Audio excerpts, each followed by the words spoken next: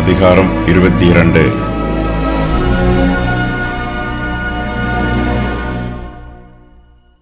யூதாவின் ராஜாவாகிய யோசியாவின் ராஜ்யபாரத்தை பற்றி இந்த வசன பகுதியில் சுருக்கமாக சொல்லப்பட்டிருக்கிறது.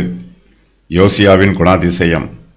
யோசியா கர்த்தருடைய ஆலயத்தின் மீது பக்தி வைராக்கியமாயிருந்து அதை பழுது பார்க்கிறான்.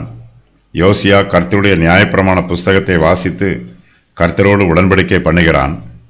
கர்த்தருடைய வார்த்தையை குறித்து விசாரிக்க உல்தாள் என்னும் தீர்க்கதரிசியினிடத்தில் விசாரிக்க யோசியா தன்னுடைய ஊழியக்காரரை அனுப்புகிறான்.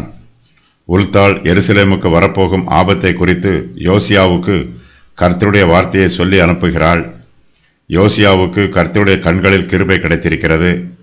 யூதா தேசத்திலும் எருசலேமிலும் யோசியா மேற்கொண்ட ஆவிக்குரிய மறுமலர்ச்சிகளை பற்றியும் அவன் எருசலேமையும் தேவாலயத்தையும் சமாரியாவையும் சுத்திகரித்த சம்பவங்கள் பற்றியும் அடுத்த அதிகாரத்தில் விரிவாக எழுதப்பட்டிருக்கிறது.